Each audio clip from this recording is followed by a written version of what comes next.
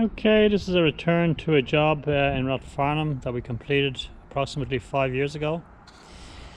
It's the usual driveway style with myself, which comprises of cobbles and granite paving, and as I said, we've just topped up the gravel, which does need to be done every 4 or 5 years, only an inch just to keep it renewed.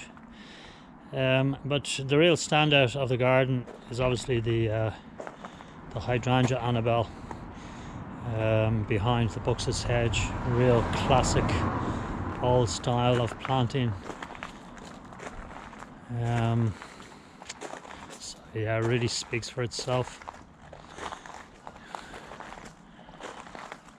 All the plants have done very well. The filling plants have done well.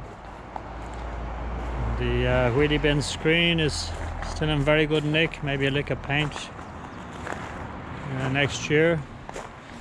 The Laurel hedge has come on very well and it's creating a screening that was desired. The Photinia lollipops may have been pruned back prematurely. Generally we should see the lovely red new growth, but I don't maintain. Oh, look at the front of that house. It's absolutely beautiful. Thank you very much. Cheers.